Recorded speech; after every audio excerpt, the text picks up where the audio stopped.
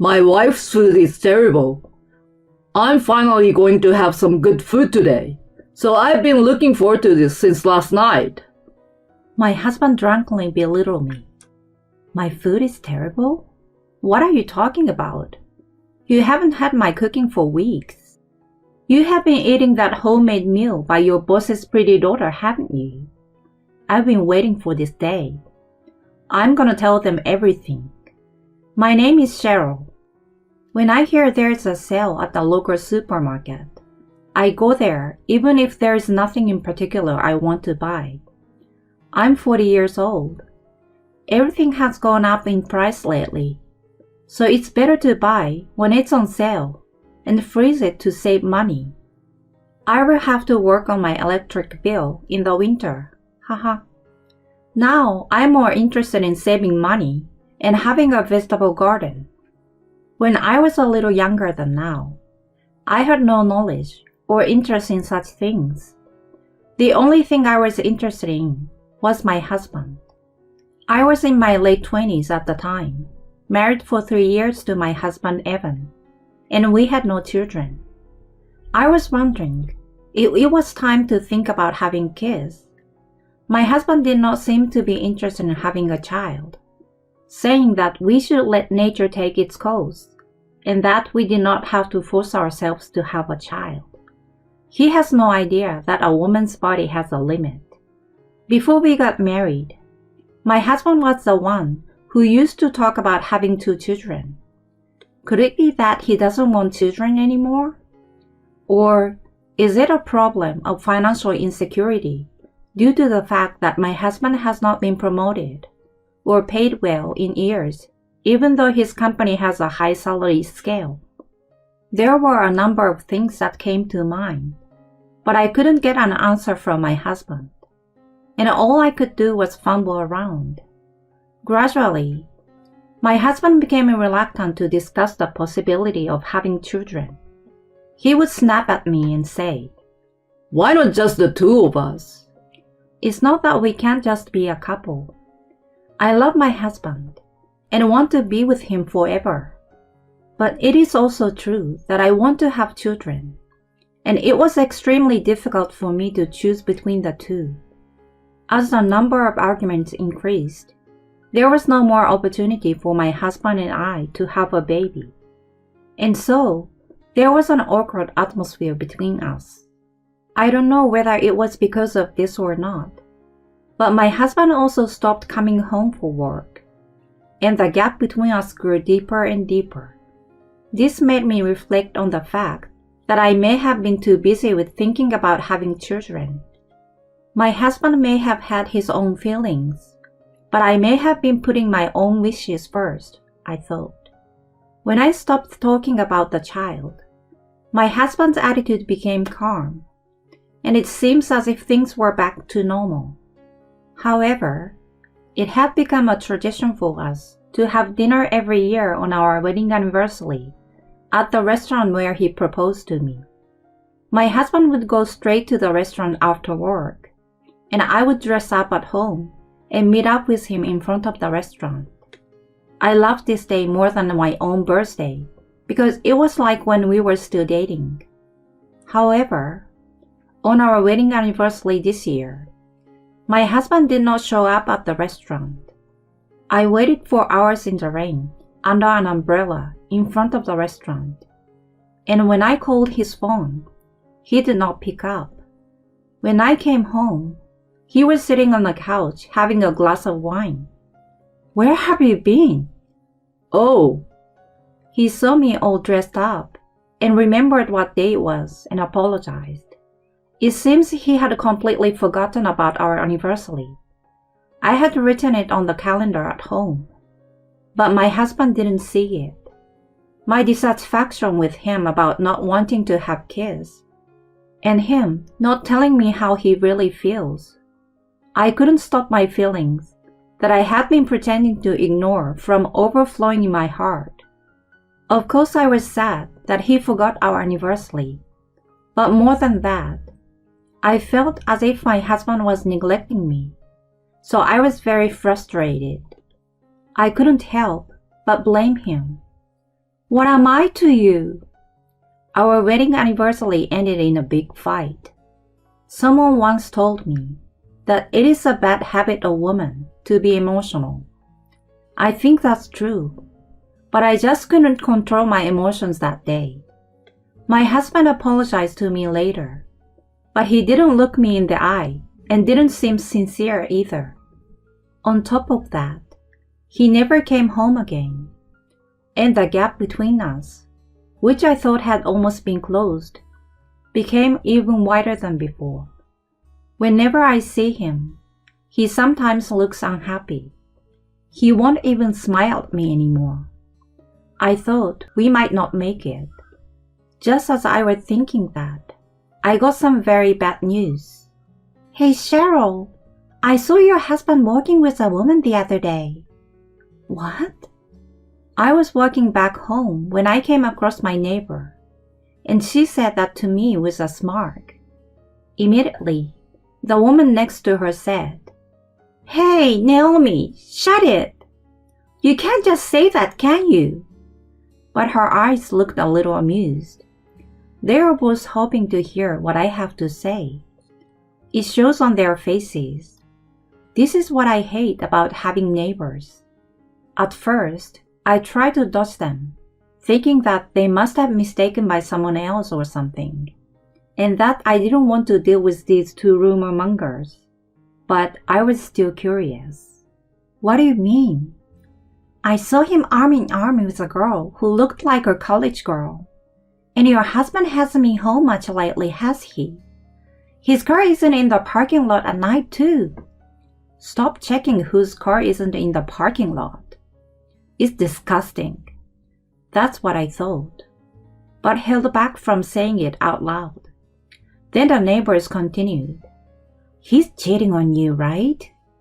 They were looking at me as if to say, tell us something more interesting. My husband cheating on me is not possible. But is it true that he's with a college girl? How on earth did they know each other? Maybe I'm looking in the wrong place. I want to believe my husband, but the way things are going, there is a good chance that he's really in love with her. But without proof, I didn't want to believe it yet. I thought the neighbors wouldn't know the details anyway. It's just a misunderstanding. I decided to just let the conversation slide. And later, I went to a detective agency to investigate my husband. About a month later, my husband's company held an annual party. It's a party that is attended by the company bosses and employees, as well as their families every year. Of course, I attended the party with my husband. No, I'm telling you, my wife's food is so bad. That's why I'm looking forward to a good meal today. My husband, who was a little drunk, said this to a junior colleague who was sitting next to him. The junior doesn't know what to say back to my husband. No, I think that's a little too much to say. Haha. He's smiling nervously. No, it's true. I've been eating really bad food lately. He keeps insisting that my food is bad. Okay. I know it's not what I planned, but since he's trying to pick a fight, what are you talking about? You eat at your mistress' house every day. By bad food, you mean your boss's daughter's cooking, right? The CEO and his wife, who were sitting behind me, gasped and turned around.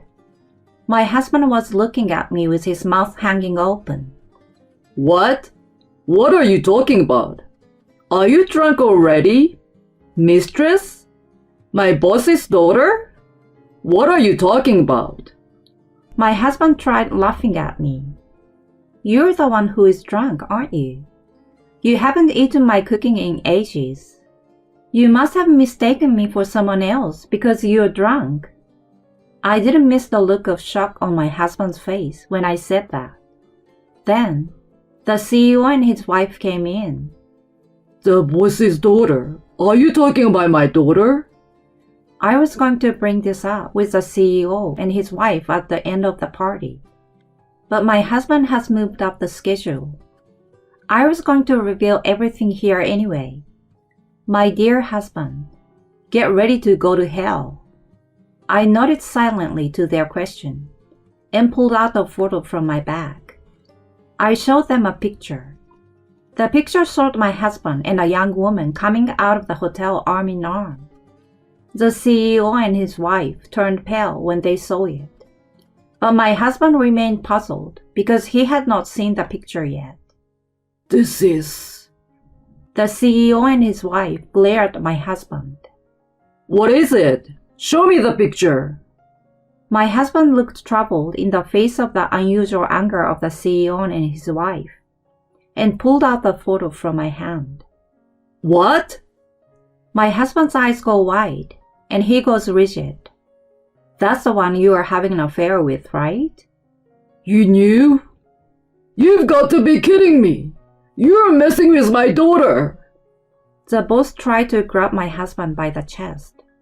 My husband dodged his boss's attack, but was stunned as if he had no idea what was going on. Your daughter? You didn't know? She's their daughter. What? He sounded like he was about to faint. Seriously? My husband looked at me and the picture oddly. He finally understood his position.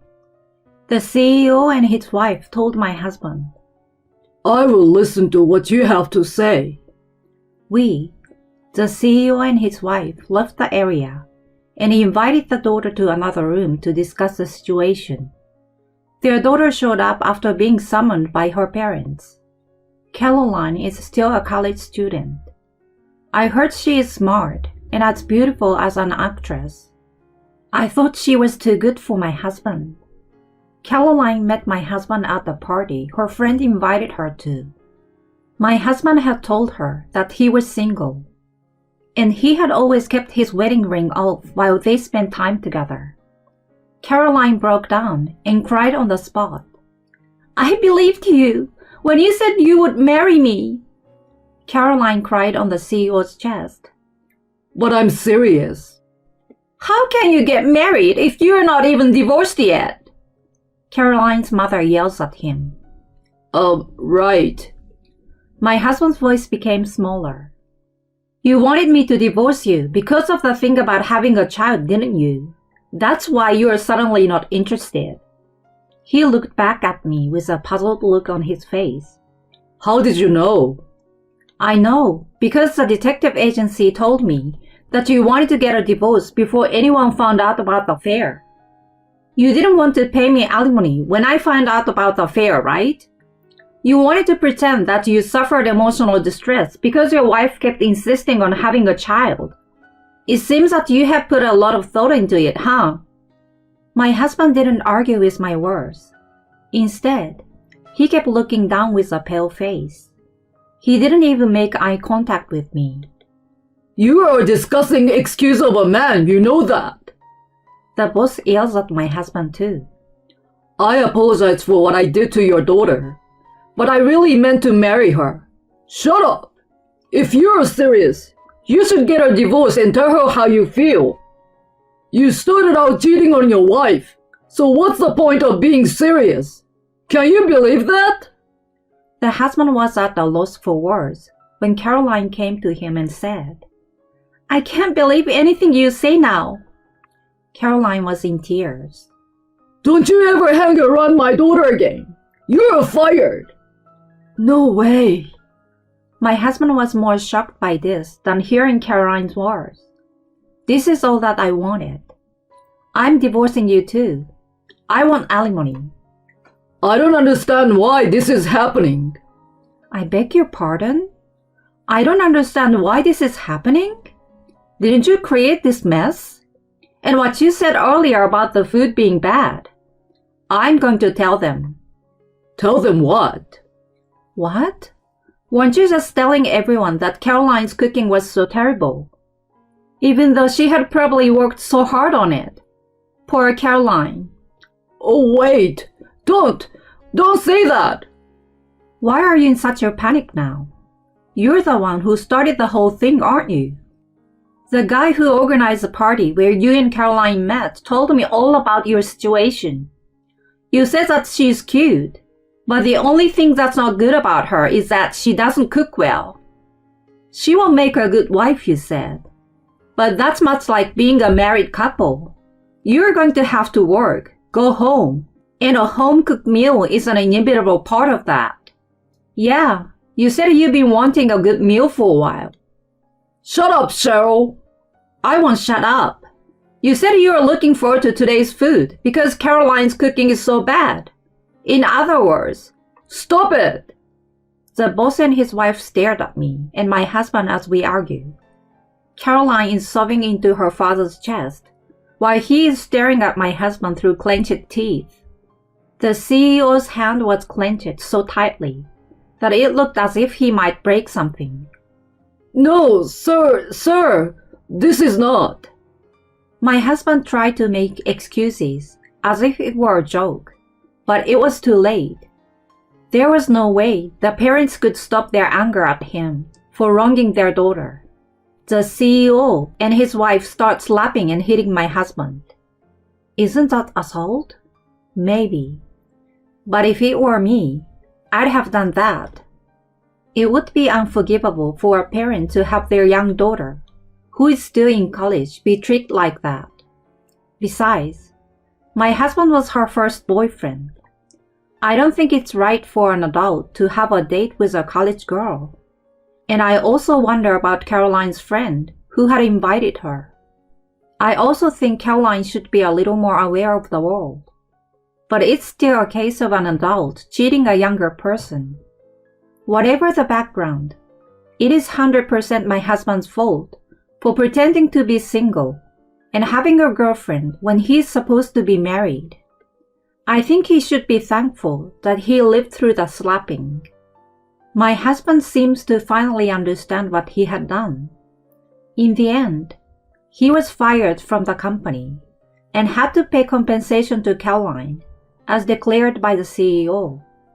The CEO of the company has a number of group companies, including affiliated companies and regular clients, and it seems that he issued a directive not to hire him ever again.